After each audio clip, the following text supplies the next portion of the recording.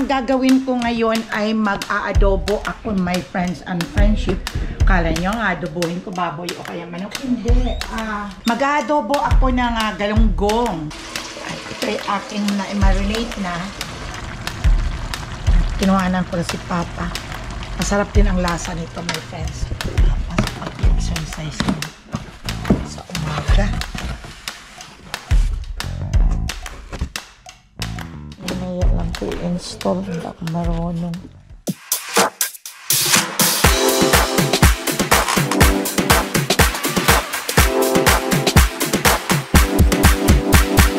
Subscribe na! Welcome back to my channel, my friends and friendship. This morning ay ako ay magluluto ng aming breakfast at tuloy magluluto ng aming ulam for lunchtime. Ang gagawin ko ngayon ay mag-aadobo ako, my friends and friendship. Kala nyo nga, adobohin ko baboy o kaya manok. Hindi. Mag-aadobo ako ng galunggong. Yung galunggong na maliit. Kaya abangan na lang ninyo, my friends and friendship. At ipapakita ko din sa inyo ang aking i-aadobo. Basta kayong lahat dyan, sana nandiyan kayong lahat sa mabuting kalagayan. At sana iingat-ingat lang kayo sa inyong mga pangangatawan at kailangan na mag-relax kayo naman kahit papaano at enjoy life, my friends and friendship. Kaya maya, punta natin yung lulutuin ko. Minabarinate ko itong galunggong at i-aadobo ko, my friends and friendship. Ngayong umaga, i-aadobo ko siya. Isalansan ko lang siya rito sa aking lutuan para maging pari-pariho sila. Ang lasa nila kung maayos ang pagkakalagay. Itong galunggong ay nabibili lang namin sa Oriental Store, yung frozen, na pagkagaling kaagad siguro ito sa boat ay pinoprosen na nila. Kaya maano siya, parang fresh pa siya talaga dahil siyempre pag ahon siguro ay nilalagay na nila sa machine. Pinoprosen na nila. Sinasalansan ko lang siya rito, inaayos ko para pari-pariho ang lasa. Ayan. Sarap kaya, mahal kaya itong galunggong dito, my friends and friendship, sa atin. Ito ang pinakamurang isda sa atin, ang galunggong. Ito mahal dito, $5 ang isang balot. Ayan.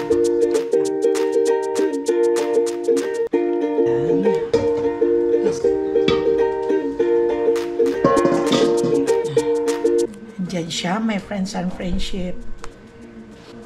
At lalagyan ko nitong bay leaf. At lagyan natin sa taas ng ito.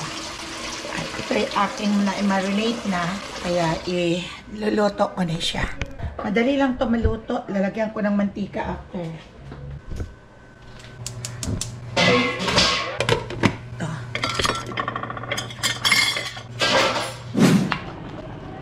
Luto na yung linabog na langka. Ito siya, oh. Nilagyan ko ng baboy at saka yung bagoong na alamang. Ang pagluto ko nito ay yung baboy inuna ko muna, pinakuluan ko, nilagyan ko ng ricado, yung asin. At pagkatapos, medyo okay na, hinalo ko na itong medyo tuyo-tuyo ng tubig doon sa pork. Hinalo ko na itong langka. Ang langka, nilagyan ko ng mga sibuyas, nilagyan ko ng bawang, nilagyan ko ng kentong sili, tsaka luya. At hinalo ko ng hinalo, minix ko doon sa pork na una kong niluto dito, yung pinalambot. Pagkatapos ng kumukulo na, nilagyan ko na ng 3 gata. Ito na siya. Masarap ang lasa. Tapos tinimplahan ko ng kaunting, tinimplahan ko ng sugar at tinimplahan ko rin ng tinimplahan ko ng sugar siya at suka. Ito naman yung inadobo kong galunggong. Pinakain ko na nga si Papa.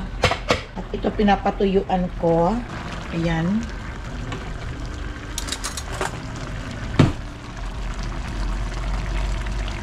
Sarap ito pag natuyuan. Kinuhanan ko na si Papa. Masarap din ang lasa nito, my friends. Nilagyan ko siya ng mantika. Masarap. Kaya maya-maya Tuyuan ko lang siya ng kanyang sabaw. Mamaya ko na yan. Yung tuyong-tuyo siya. Nakapagluto na din. At di pa ako nakapag-almusal at ako'y kakanan dyan si Papa kumakain na. Sakit ang sikmura siguro sa mga gamot niya. Sarap yung sinangab ko. Kain tayo ng breakfast. Si Papa kumakain na. Rice ang kinain ni Papa. Ngayon lang ako. Inuuna ko muna sila. Wala si Zoe at saka yung mami niya may pinuntan sila. Ako naman, pag ako ay nagbe-breakfast, kung may chance ako, nauna ako mag-breakfast na habang hindi pa tapos ang dialysis ni Papa Dudes. At pumunta na ako dito sa kitchen at nagbe-breakfast na ako. Ngayon kanina is busy talaga pagising ka agad sa umaga. Kaya hindi na ako nakapag-breakfast hanggang sa natapos yung dialysis. At natagal ako doon sa kwarto. Ngayon, nung oras na lumabas na ako dito at magre-ready ng breakfast ni Papa. Kaya ngayon pa lang ako din magbe-breakfast, my friends and friendship. Nag-init ako, hindi muna ako kakain ng rice. Kaya nag-init muna ako ng itong aking pandesal na nabili sa Costco. Lagyan ko lang yan ng peanut butter. Ni-init ko muna.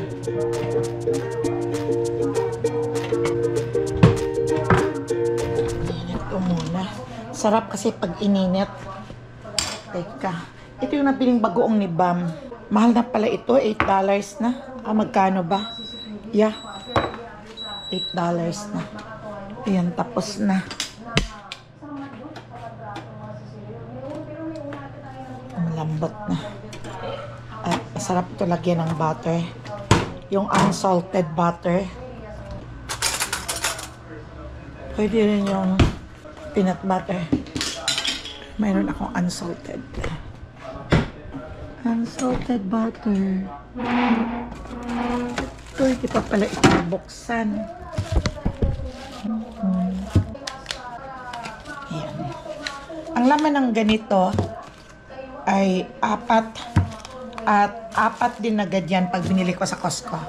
Ay, 4 ba o 3? Parang 3 yata. Butter. Ang lalagyan. At ipapakita ko pala sa inyo, my friends and friendship, ang pinatuyuan ko ng adobong. Ayan na siya. Ayan, mamaya ko. May ano na yan. May mantika. Mamaya ko na yan ililipat dito at si Bam ay dadaanan niya. Kain na tayo. 11. Ay, anong oras na? 12:30 pero ayaw kong kumain ng lunch. Breakfast pa rin. Saturday sabi ko, magagawa ko ng pandesal. Pero parang marami pa kaming tinapay ngayon eh. Masarap. Binubuksan ko dito. My friends and friendship screen lang. Para hindi makapasok ang langaw. Para presko. Hindi na kailangan ng aircon on. Doon ako galing sa backyard. Pinaglagyan ko ng fertilizer ang mga lemon, ang lemon kong tanim at saka ang orange at saka yung tangla doon. Ayan, kaya kain muna tayo ng breakfast, my friends and friendship.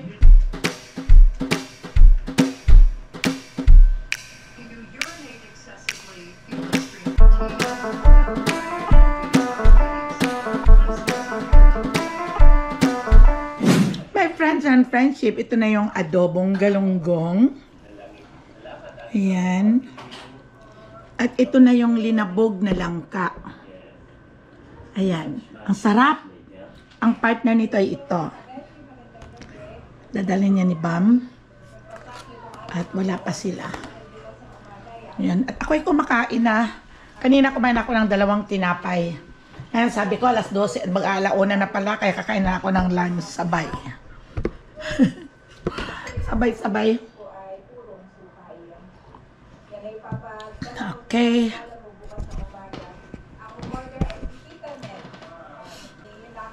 Sarap magkamay. Pag ganito ang ulam mo. Ang lambot-lambot pa naman ng buto. Nadubo ko siya sa suka. Walang halong tubig. Binabad ko muna para maalis ang langsa. Sarap sa sinangag. Sa ginataan. Tara, kain na tayo. Samahan niya ako. Ito yung langka.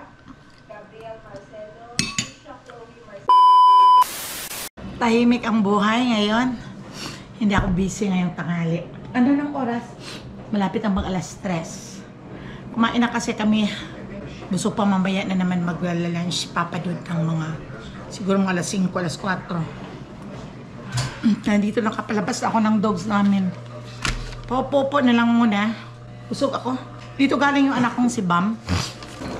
Nagpaluto siya. Yun bang pinaluto niya yung langka na linabog at saka adobong galunggong. Kaya kinuha na niya. Itong mga hospital na to, after na ma-confine, napapadala sila ng survey.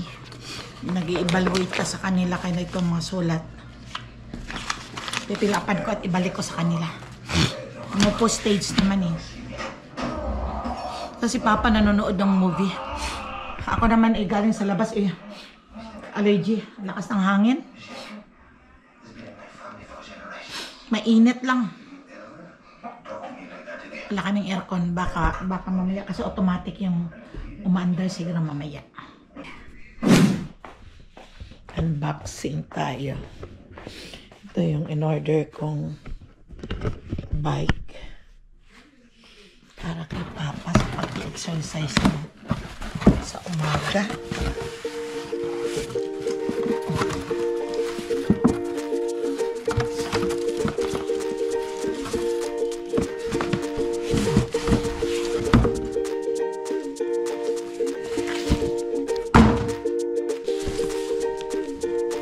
Ito yung bike niya na in-order ko online.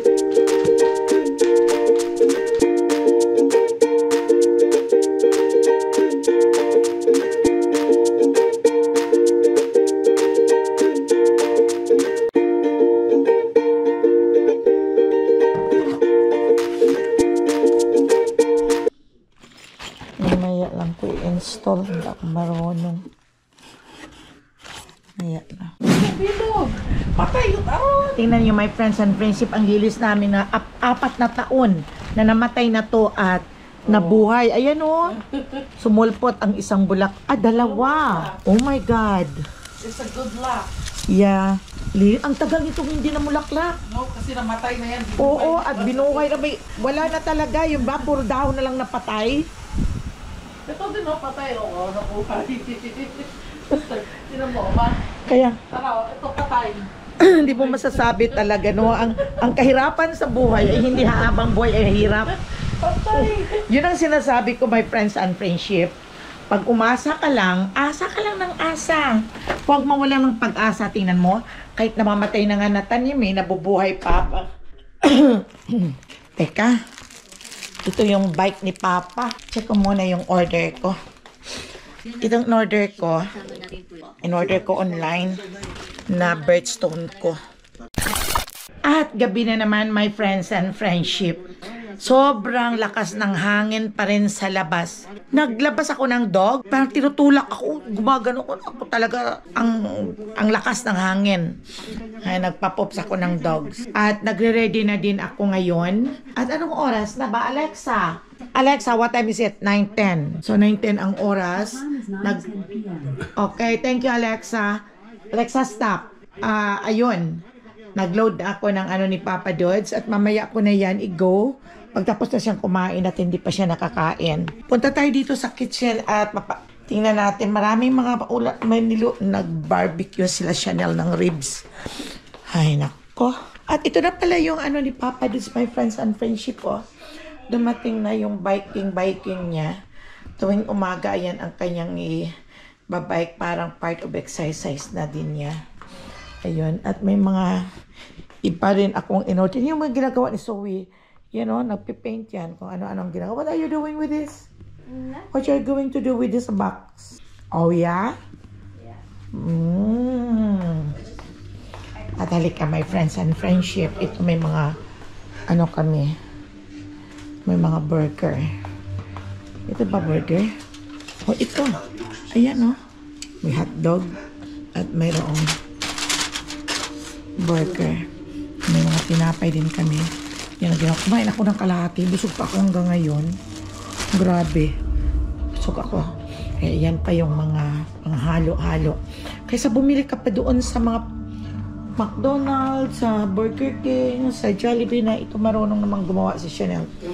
At ito ang next. Wow, ribs. Binake nila. Ay, ang lambot. In fairness, oh. Sarap, hindi maalat. Sarap to ah.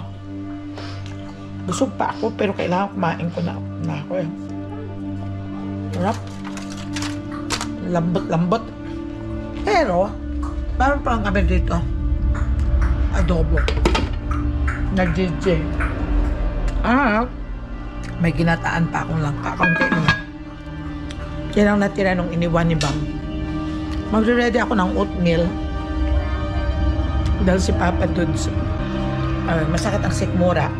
Kaya oatmeal lang daw ang kanyang kakainin. Ang sarap siya ng barbecue. Ng ribs. Magagawa tayo ng oatmeal para kay Papa Dudes. At ako rin, kailangan mag-oatmeal din ako.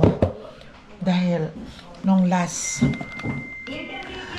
2 months, kinuha na ako nag blood test ako. Kaya mataas ang aking A1C. Sabi ng doktor, normal lang naman daw. Ang normal is 6. Pero okay lang, sabi niya, tumaas ng mga 7, it's okay. Then tumaas pa ng more than 7. Pero ayaw ko, hindi ako sanay dahil 7 is not good. Sabi ni doktor, okay pa naman daw yun. Sabi niya. Pero dati 6 lang kasi ang aking A1C. Kailangan panabain ko. Pero noon pa yun. Dahil once na-stress ka, my friends and friendship, once ka na-stress ka, tandaan ninyo, at diabetic ka, tataas ang sugar mo. 100% yan. Sinabi yan ng doktor, once na you are stressed at diabetic ka, magtataas ang sugar. Kaya na-stress ako noon dahil si Papa Dudes na sa hospital, diba? Nagkakasakit, ilang beses na pabalik-balik, at ang huli ay 14 days sa hospital. Too much stress talaga ako noon. Kaya tumaas ng 7. Pero usually, ang aking A1C is 6 lang. Hindi tumaas ng 7. Pero kailangan kong i-relax ng sarili. Kaya ayaw ko nagpapa-stress. My friends and friendship, ayaw ko talaga nagpapa-stress. Gusto ko parati akong happy. Pero hindi ko talaga maiwasan ang ma-stress noong time na nasa hospital si Papa. Kaya yon. Kaya iba-blood draw na naman ulit ako. Okay? Thank you. So pa ako sa kinain kong buong burger, malaki, pero hinati lang yung kay Zoe ang kalahati, akin yung kalahati. Pero busog pa ako until now. Iinom nga ako ng tea. Matunaw yung kinain ko. Pero mag-oatmeal lang ako dahil iinom ako ng gamot. Lagyan ko ng oatmeal at magluluto ako. Si Papa din daw ay oatmeal din. Gabi na naman, ang bilis ng araw. Tingnan mo ang dilim sa labas. Oh. Malakas pang hangin, grabe. Sobrang lakas ang hangin. Kala mo parating may bagyo dito sa lugar namin. Kakain ako ng ribs. Lagyan ko ito ng tubig. Kailangan. Masarap ang luto ko. Nilabog na langka.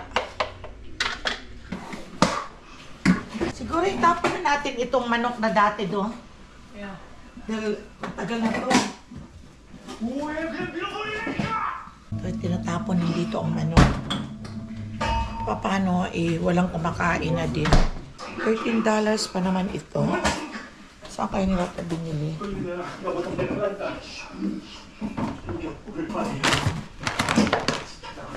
Magpiti ako. At kakain ulit ako. Mag-tea tayo. Itong green tea na to galing pa sa Japan, binili ni Jarrell. Pag nagbabiyahe yun ng Japan, ito lang ang binibili tapos uuwi. After 2 days, ito na yun.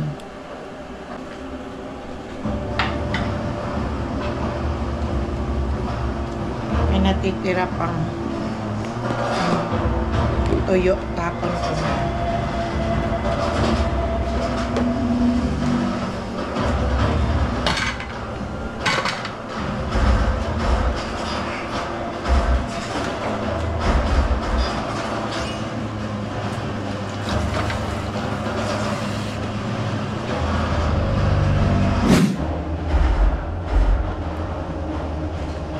Gusto kasi ni Papa Dudes, ang oatmeal ay tuyo.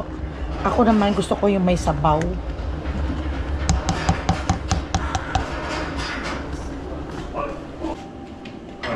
Wala pa naman siya.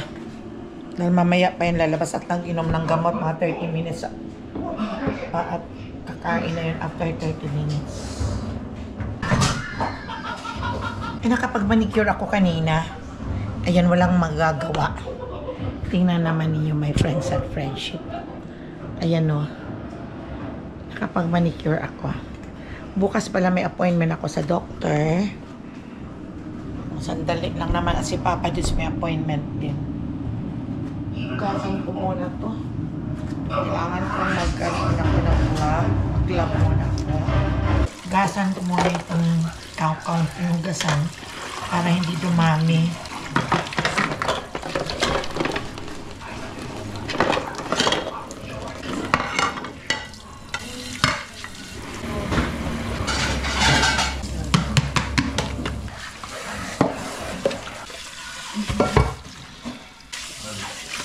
Malinis na bukas ang umaga. Pagising mo tuyo na to, ay liligpit na din.